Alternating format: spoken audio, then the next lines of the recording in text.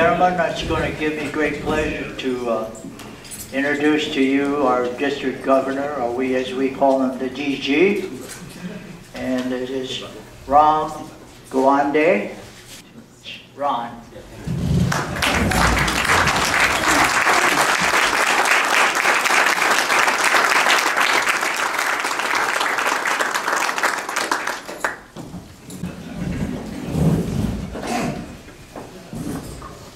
Good afternoon. President Noble, President-elect Linda, past President John, Secretary Nelson Coleman, Assistant Governor Randy Davis, fellow Rotarians and guests.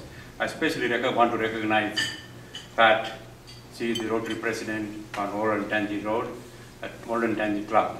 So welcome here. And I also want to welcome Nilan, who is doing the photography today. Thank you. And congratulations to all the multiple Paul Harris fellows that today you are presented. This is really, you are closer to the world peace, what you have done today. And I want to especially recognize you are a very active member. Well, he's not an active member of this club, but a morning club. No, I think, I'm sorry. Especially I want to recognize your club secretary and four-way speech district chair, Nelson Coleman. And let's give him a hand, please.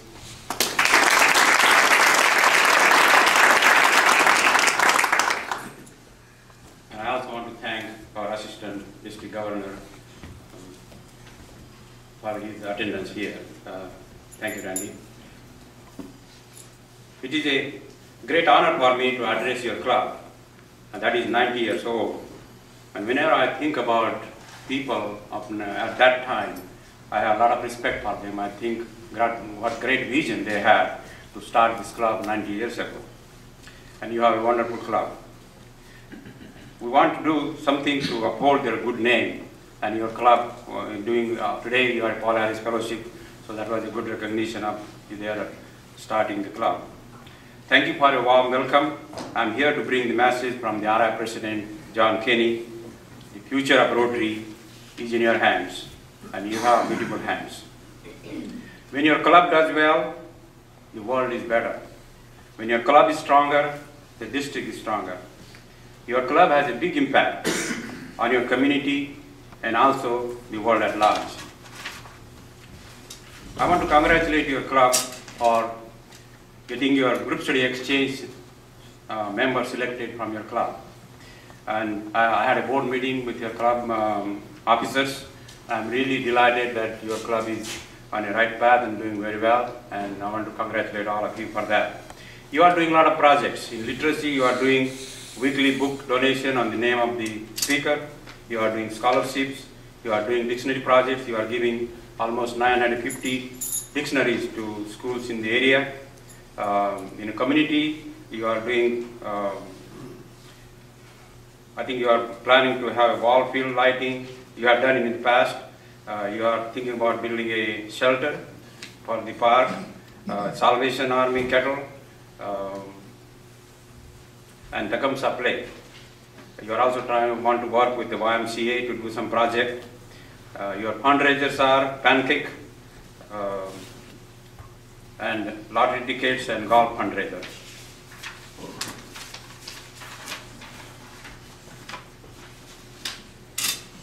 In fellowship, you have the night at the league baseball, you have club anniversary dinner in February, you do rural urban day, farmers day. You are also helping every Rotarian every year, and also polio support. In international area, you are focusing on doing a project in Nepal, and I want to congratulate you for that. In new generation, your club is very strong. You have four-way speech contest, ethics seminar. In membership, you are really getting stronger, and hopefully next year things will turn around. So far you had 26 Paul Harris fellows, and adding today 7, so you are progressing very well. So I want to congratulate you all for that.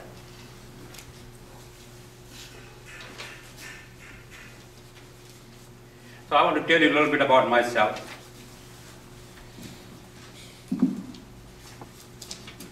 My life is full of accidents and full of miracles. I don't know whether it was an accident or miracle that I was born in this village called Uti, and it is spelled as UTI, that is a urinary tract infection, and I became a urologist. It's also a miracle that I was born in this little village where nobody imagined or dreamed that anybody would become anybody. And even now, after so many years, there has not been any physician, engineer, lawyer, or a professor, only farmers and teachers. I think it was my destiny to come to New York and meet my wife. We traveled 10,000 miles to meet each other in New York. We fell in love and we got married. We are from 2 different states in India, and we talk 2 different languages, and we get along fine.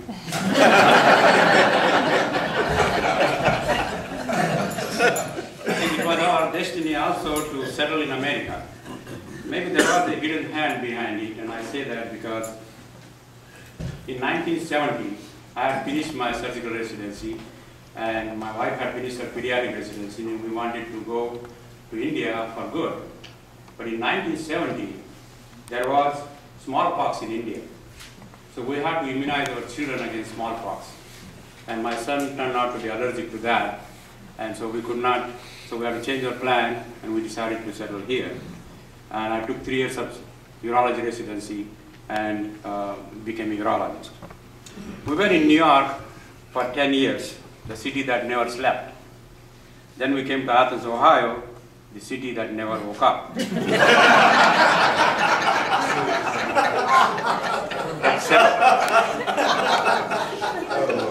Except on Halloween days.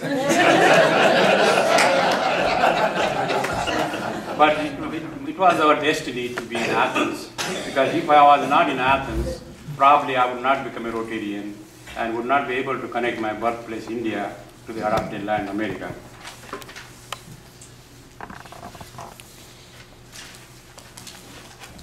So I have been thinking for a long time what words I should be using to inspire you. I came to the conclusion that the best way to relate to you would be to tell you about my personal experiences. So I will take you back home to India.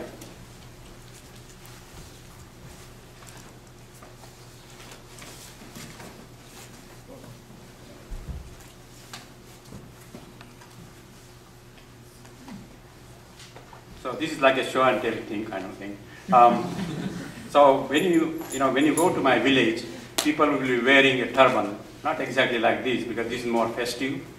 Usually they will wear a white turban to protect themselves from sun.